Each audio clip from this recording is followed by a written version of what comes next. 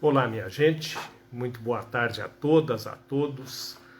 Como nós fazemos todas as quartas-feiras, nós estamos iniciando a nossa conversa semanal a respeito de alguns dos principais temas que foram destaque na última semana. Eu trouxe hoje para a nossa conversa três temas. O primeiro deles é a crise sanitária, especialmente a questão das vacinas, que me parece a situação mais urgente para ser resolvida no Brasil. Vamos falar ainda do novo índice de desenvolvimento humano, né, da relação, da classificação dos países, né, que mostra uma queda, que o Brasil teve uma queda nesses índices de 5 posições. Vamos falar do Fundeb e da nova ameaça que a Câmara fez ao Fundeb, que parece que está sendo revertida, e faremos uma breve análise a respeito das perspectivas para 2021. Sem fazer nenhuma previsão, mas apenas baseados nos fatos, nos dados e nos acontecimentos atuais, nós podemos fazer um exercício para imaginar o que será o início do ano seguinte. Eu quero, antes de começar, pedir a vocês todos para que curtam a nossa página lá no YouTube, né, o nosso canal, que, se puderem, compartilhem essa nossa conversa no YouTube, no Instagram, que divulguem e que conversem com as pessoas que vocês conhecem a respeito das informações que nós trocamos aqui. Muito bem, a situação da pandemia no Brasil. Infelizmente, nós estamos enfrentando realmente uma segunda onda, pior do que a primeira. Os dados mais recentes mostram que nós estamos novamente nos aproximando dos 1.000 óbitos diários, o que é uma catástrofe, né? O número de infecções é crescente e nós temos a perspectiva, com as festas de final de ano, com as aglomerações, de que esses números piorem para o final deste ano, especialmente para o início do ano seguinte. A solução para isso, hoje, é manter o distanciamento social. Infelizmente, o Brasil não organizou isso, não é? Sempre que possível, manter as medidas de higiene pessoal, higiene das mãos, frequentemente, uso de álcool em gel, uso da máscara, o distanciamento entre as pessoas, né? Então é o que nós podemos continuar fazendo. Por quê? Porque a respeito das vacinas, o que é que nós temos, qual é a situação atual do Brasil? É preciso a gente conversar disso, porque tem circulado muito boato, né? As notícias falsas acabam tomando corpo hoje com uma velocidade muito grande. E como o governo, o Ministério da Saúde, não tem um programa claro e não comunica claramente à população qual é a perspectiva, então fica muito confusa a situação. O que nós temos no Brasil hoje são produzida no Brasil em fase de uso é a vacina, a Coronavac, que está sendo feita no Instituto Butantan em parceria com a empresa chinesa, a Sinovac. É uma vacina tradicional, das mais que usa a tecnologia mais antiga, né, que é a tecnologia do vírus atenuado. Então não tem nenhuma mágica. É uma vacina que já se mostrou segura, porque as fases de teste que estabelecem a segurança já foram vencidas. O que falta é a terceira fase, que está que está se concluindo, que vai dizer qual é a eficácia da vacina. Mas é uma vacina que não tem nenhum risco. É uma vacina cuja tecnologia é empregada em muitas outras vacinas, que é atenuar o vírus ou pelo calor ou por produtos químicos, né? Você cultiva o vírus no laboratório, torna esse vírus inviável, injeta na pessoa, ele é incapaz de produzir a doença, mas é suficiente para produzir uma resposta do organismo, tanto a resposta dos anticorpos como a resposta celular, quer dizer, de criar um mecanismo de resistência à doença. Essa é a vacina que está em fase final. Nós temos ainda a vacina da AstraZeneca, né, que está sendo produzida lá pela Fiocruz, mas que tem um atraso, porque ela teve alguns problemas na fase de determinação da eficácia e teve que refazer alguns testes. É uma vacina também que usa uma tecnologia já um pouco mais complexa, porque ela usa um adenovírus como base, onde são introduzidas partes do vírus do Covid-19 para induzir a imunidade. E temos a vacina da Pfizer, que já está sendo usada em vários países, no Reino Unido, no Canadá, e que será usada por boa parte dos países da Europa. Não será só a vacina da Pfizer, mas ela será uma das mais utilizadas, que é uma vacina altamente inovadora, porque ela usa apenas um fragmento do vírus, que é o RNA, que é o material genético do vírus, introduzido dentro de estruturas, né, revestida de lipídios, e isso de uma bolha de gordura, isso é introduzido no organismo e induz a formação de anticorpos e a resposta da imunidade celular. Então isso é o que nós temos. No Brasil, garantido, o que nós temos até agora, apenas a vacina que está sendo produzida no Butantan. O governo federal até agora não comprou vacina, esta é a verdade. Há cartas de intenções com a Pfizer, mas a vacina ainda não foi adquirida. Então o governo federal, o Ministério da Saúde, não sabe qual ou quais as vacinas, em que quantidade serão usadas. E não tem data para iniciar a vacinação também. Eu estou dizendo tudo isso por quê? Porque nós temos que compreender que, lá na Europa o pessoal já começou a usar, no Reino Unido, no Canadá, todos os países da União Europeia, 27 países, disseram que vão iniciar a vacinação antes do Natal. Então a coisa está caminhando mundo afora. No Brasil nós temos mais dificuldades, estamos atrasados, mas nós tivemos atrasados também na questão do distanciamento social. Nós tivemos atrasados discutindo o falso dilema de que se você compra EPI, se você não compra, se você enfrenta a questão econômica primeiro ou a questão sanitária, os falsos dilemas comuns no Brasil. Então hoje o que nós temos é o seguinte: o Ministério da Saúde não comprou ainda as vacinas, não comprou as seringas, é preciso licitar e comprar, e se tudo correr bem, eu acho que nós começamos parcialmente alguma vacinação no final de janeiro, para grupos muito restritos. É importante dizer isso porque não vai solucionar o problema no início do ano. Porque você, para ter o resultado da vacina, são 2 doses, com intervalo de 3 a 4 semanas entre as doses. Então, imagine que você comece a vacinar em janeiro, você faça a 2ª dose em fevereiro, e você precisa de mais, pelo menos, 1 mês para ter o efeito. Então você vai ter o efeito disso em abril. Então nós vamos começar a ter algum grau de imunidade na população a partir do mês de abril. Então janeiro, fevereiro, março, fica tudo como está. Nós não vamos ter imunidade em decorrência da vacina.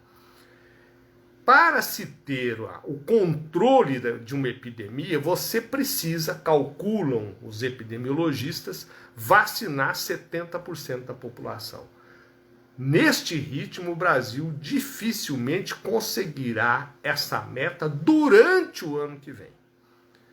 Então, esse é o panorama atual. É claro que a vacina é necessária, é óbvio que a vacina é segura. Infelizmente, nós estamos vivendo em mais um falso dilema, né? Está aí agora a discussão se a vacina é obrigatória ou não é obrigatória. Inclusive, isso chegou ao Supremo Tribunal Federal, que está julgando isso hoje. É o que é um absurdo, porque nós estamos discutindo se é obrigatório uma vacina que nós ainda não temos. Então, o que nós temos que estar colocando energia é para oferecer a vacina para a população e oferecer boas informações para a população, não aquela mentirada toda, tipo cloroquina, ivermectina, azitromicina, que hoje sabe-se que não funcionou, né? Então, nós temos que informar para a população que a vacina é importante, que a vacina é segura e que quanto mais cedo ela chegar, melhor para todos. Esse é o fato.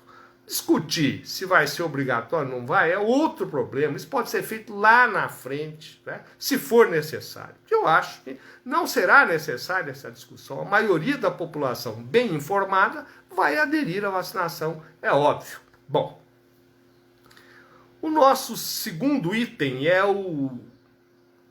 a recente divulgação dos índices de desenvolvimento humano, da relação dos países, da classificação dos países quanto ao índice de desenvolvimento humano, que é um índice que leva em conta acesso à saúde, à educação, condições de vida, né, renda, distribuição de renda, e o Brasil perdeu 5 posições. Era esperado, porque com a crise nós tivemos um aumento de desemprego, o orçamento de ciência e tecnologia, educação foi comprometido, o Brasil passou a investir menos em educação, e as condições de vida e de emprego e de renda da população pioraram.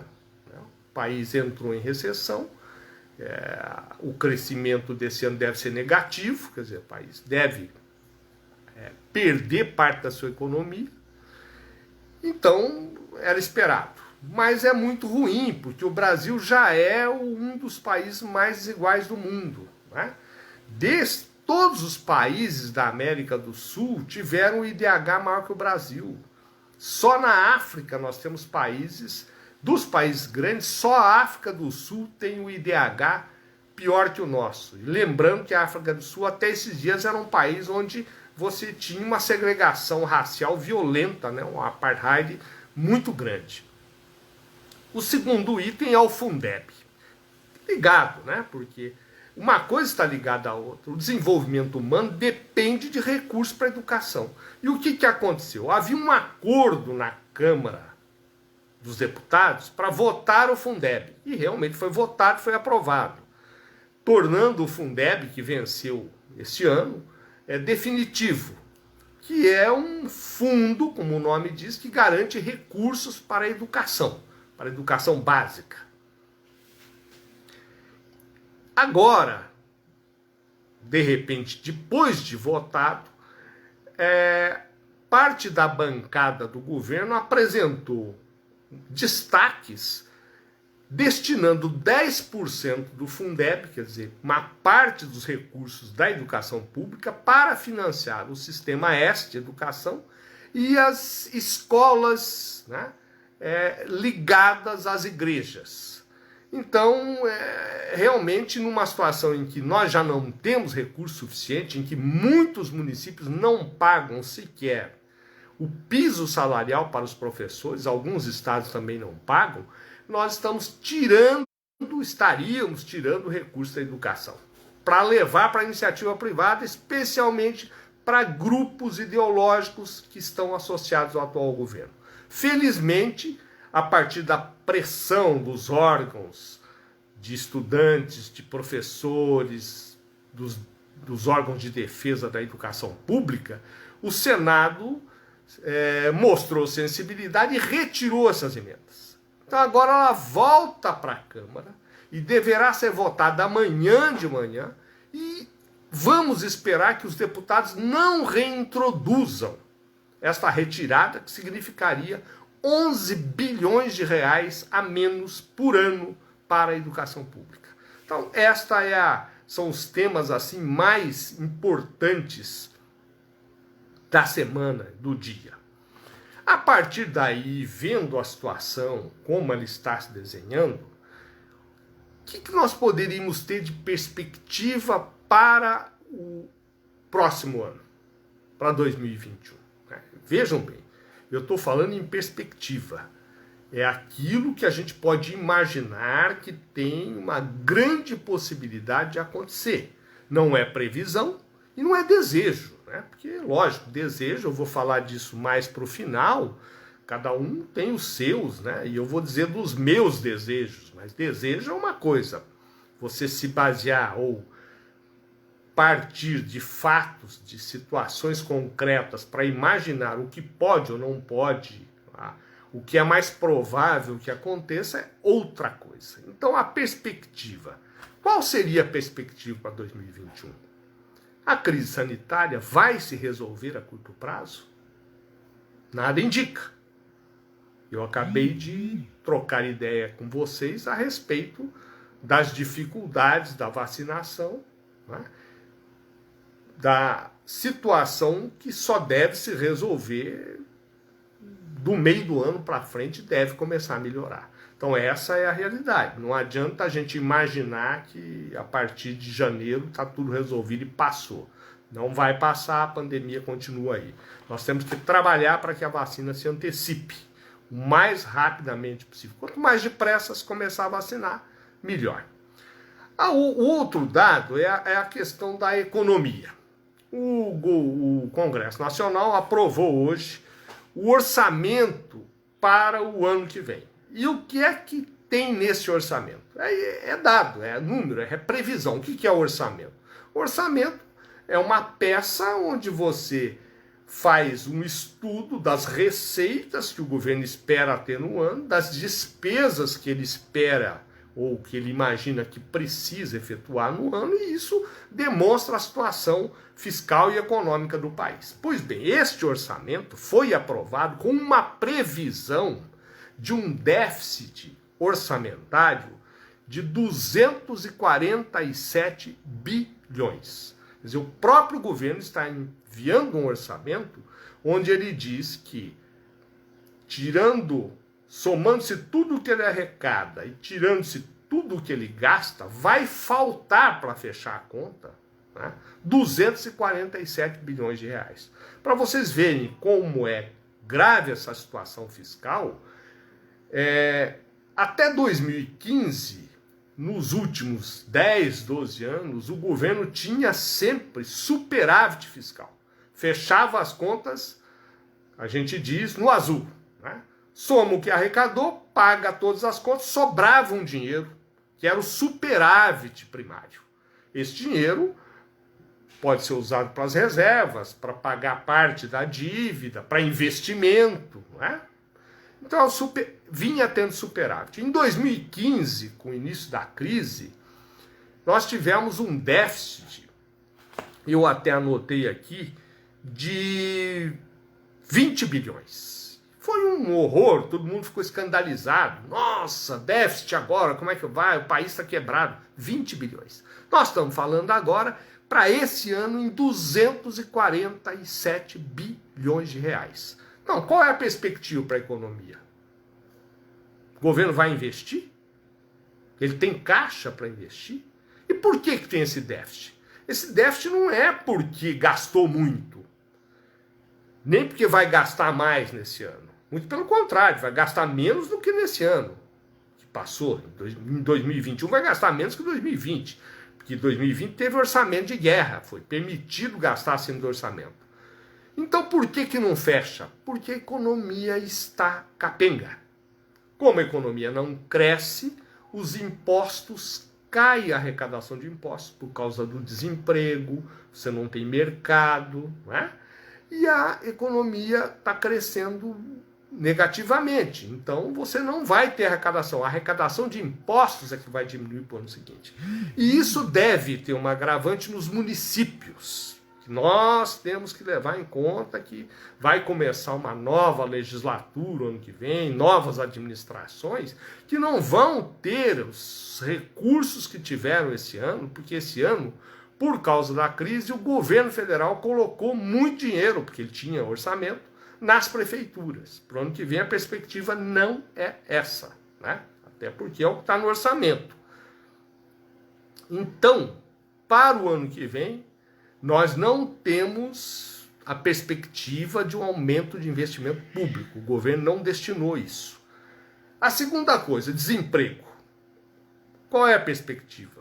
Nós vamos ter uma queda do desemprego baseada em quê? Se o poder aquisitivo da massa trabalhadora caiu, se o desemprego aumentou e vai aumentar em janeiro, porque terminam as contratações temporárias de final de ano, né? Então a tendência é que nós tenhamos um aumento do desemprego. Essa massa de consumidores diminuindo, é óbvio que a economia não cresce, né? Porque você não vai ter gente para comprar. Nós poderíamos voltar a crescer o produto interno bruto, a economia do país, se o governo investisse, pusesse dinheiro na economia, naquilo que a gente sempre diz aqui, obras de saneamento básico, habitação popular, infraestrutura urbana. Não há no orçamento. A perspectiva do governo, o que diz o governo? Que isso a iniciativa privada vai fazer. Que o dinheiro virá das empresas, né? E eles dizem que vão vender. A privatização é o grande negócio para o ano que vem. Então, o que se propõe é uma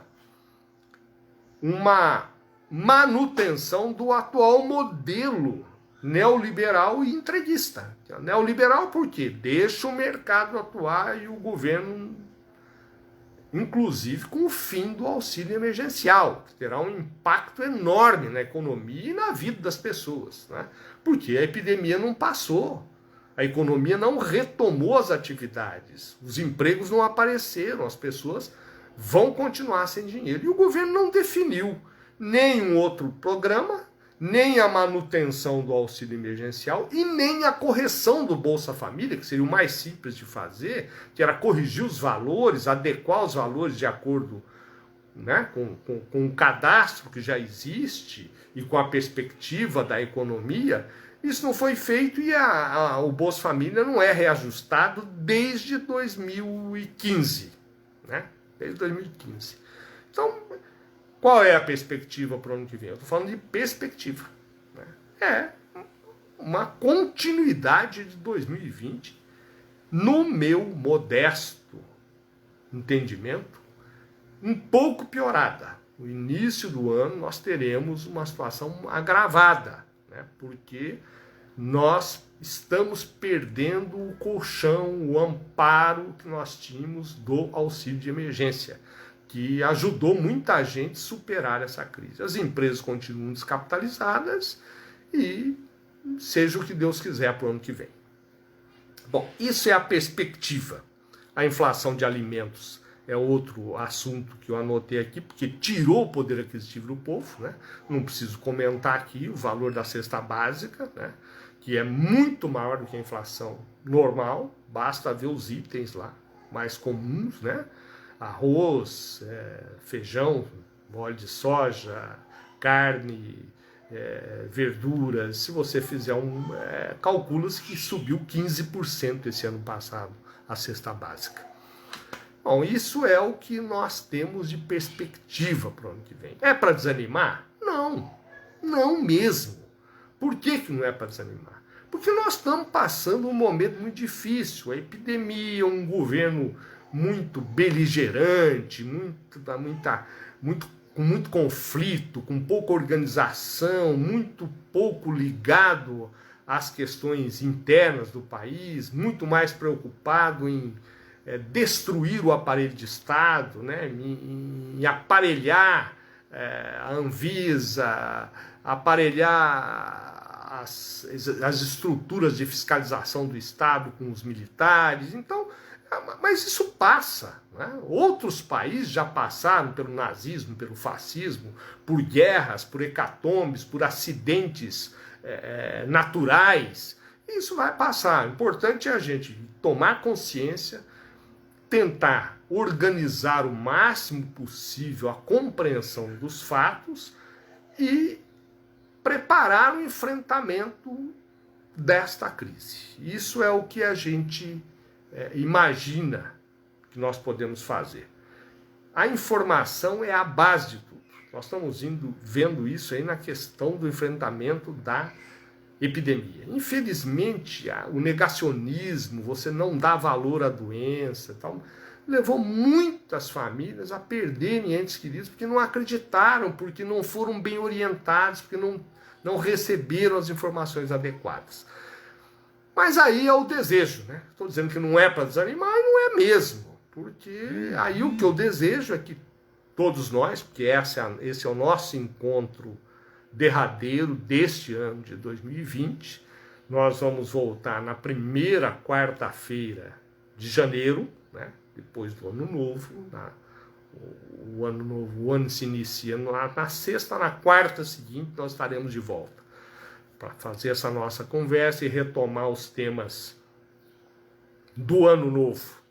Mas eu quero desejar a todos um Natal de paz, de harmonia, com muito cuidado, preservando e cuidando da saúde dos entes que a gente gosta, né, da família, tentando evitar o máximo possível o contato, as aglomerações, fazer isso com calma, passar em paz, para que não tenha, né, nós podemos comemorar de uma forma harmoniosa, né, minimizando os riscos de uma situação especial que nós estamos vivendo.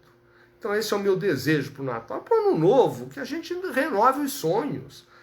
Vai começar um ano novo, a gente não pode, nós não podemos desanimar, apesar e além dos projetos pessoais nossos, da nossa vida, dos sonhos que a gente renova nessa época, e é muito bom que a gente renove, além disso, é preciso construir um sonho coletivo, né? Um sonho de um país menos desigual, né? Onde a gente precisa mudar o modelo de economia, crescer com distribuição de renda, ou melhor, distribuir a renda para crescer. Não é possível que um país rico como o Brasil, que tem um PIB capaz de garantir uma renda média de mais de 11 mil reais para cada família de 4 pessoas, se a divisão for igualitária, é impossível que a gente tenha isso aí.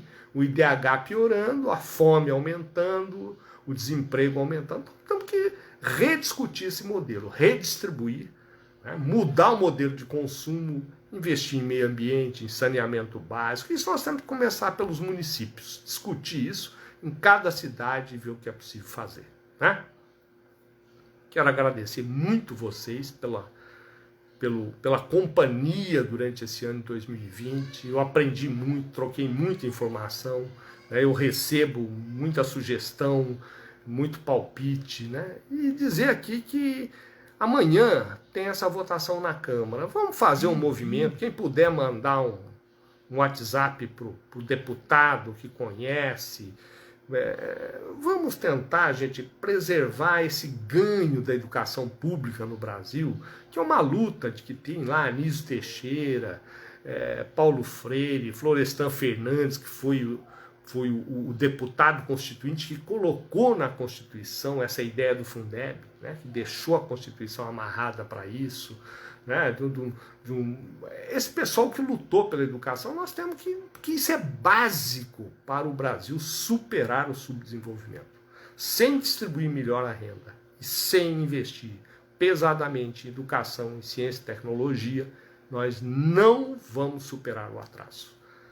Obrigado a todas, a todos, de coração, um feliz ano novo, com muita saúde, com muita energia, para que a gente continue na labuta diária e tire um tempinho para fazer a luta coletiva.